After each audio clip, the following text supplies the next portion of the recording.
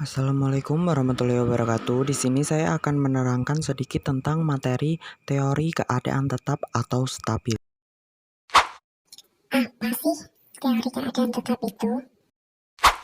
Teori keadaan tetap atau stabil adalah model asal-usul alam semesta yang kini sudah tidak digunakan lagi dalam pemodelan ini. Materi baru terus-menerus dibuat ketika alam semesta mengembang sehingga sesuai dengan atas kosmologi sempurna. Pembentukan teori keadaan tetap atau stabil.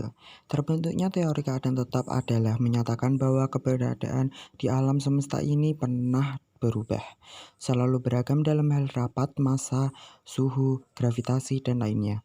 Teori keadaan tetap juga menyebutkan bahwa alam semesta selalu memuai dengan materi baru terus-menerus tercipta dan laju tetap. Siapa sih orang yang mengemukakan teori ini? Teori keadaan tetap pertama kali dikemukakan oleh beberapa ahli astrofisika bernama Habbondi, T. Gould, dan F. Hawley yang berasal dari Universitas Cambridge di tahun 1948. Dalam teori ini menjelaskan bahwa alam semesta tidak memiliki awal dan tidak akan memiliki akhir.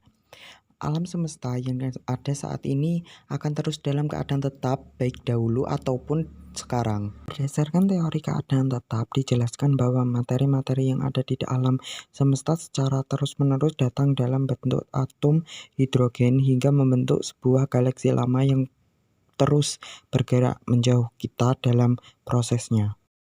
Penolakan teori keadaan tetap atau stabil, walaupun populer pada awal abad ke-20, teori ini kini ditolak oleh sebagian besar kosmolog profesional dan ilmuwan lain karena bukti pengamatan menunjukkan kebenaran model ledakan dahsyat dan usia alam semesta yang terbatas.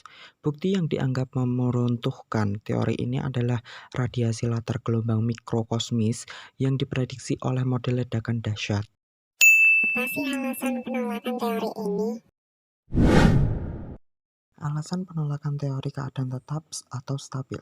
Teori keadaan tetap yang dikemukakan oleh Frank Hoyle bersama beberapa ahli astronomi tersebut ditolak karena sangat bertolak belakang dengan teori Big Bang. Selain itu, alasan lain mengapa teori keadaan tetap mengalami penolakan yaitu diketahui jika teori ini melanggar salah satu hukum dasar fisika mengenai hukum kekekalan Z. Seperti yang diketahui, jika suatu Z tidak dapat diciptakan ataupun dihilangkan begitu saja, tetapi hanya dapat diubah menjadi bentuk zat lain atau menjadi bentuk energi lainnya. Sebaliknya sulit pula melakukan pengulangan secara langsung tentang bagaimana proses pembentukan zat tersebut. Berdasarkan teori keadaan tetap laju, pertumbuhan zat sangatlah lambat, yaitu satu atom untuk setiap 1 miliar tahun dalam satu volume luar angkasa. Kelebihan dan kekurangan teori ini apa saja sih? Kelemahan teori ini keadaan tetap menyatakan bahwa keadaan alam semesta tidak pernah berubah, selalu seragam dalam hal gravitasi, suhu, dan lain-lain.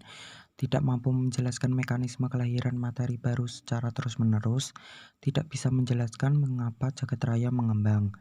Kelebihan dalam teori keadaan tetap, kita harus menerima bahwa zat baru selalu tercipta dalam ruang angkasa di antara berbagai galaksi. Alam semesta selalu memuai dengan laju tetap dan materi baru terus menuju tercipta. Ahli astronomi Inggris Hoyle menerangkan bahwa jagat raya tidak sama dengan ruang angkasa dan asas kosmologi merupakan dasar teori ini. Dari semua teori tersebut, perlu diketahui jika sampai saat ini masih belum diketahui teori atau model yang benar-benar tepat untuk menjelaskan tentang bagaimana kondisi alam semesta di masa mendatang. Kita tahu jika teori pembentukan alam semesta sendiri pun ada beragam bentuk dengan pendapat yang berbeda pula, hingga akhirnya menemukan sebuah teori yang hampir mendekati bukti yang ada saat ini. Itulah mengapa pembahasan mengenai alam semesta tidak akan pernah ada habisnya dan selalu muncul pertanyaan-pertanyaan baru. Tidaklah heran jika mempelajari alam semesta selalu penuh dengan misteri dan sulit untuk dipecahkan. Sekian presentasi dari saya. Wassalamualaikum warahmatullahi wabarakatuh. Secure, now she's gone.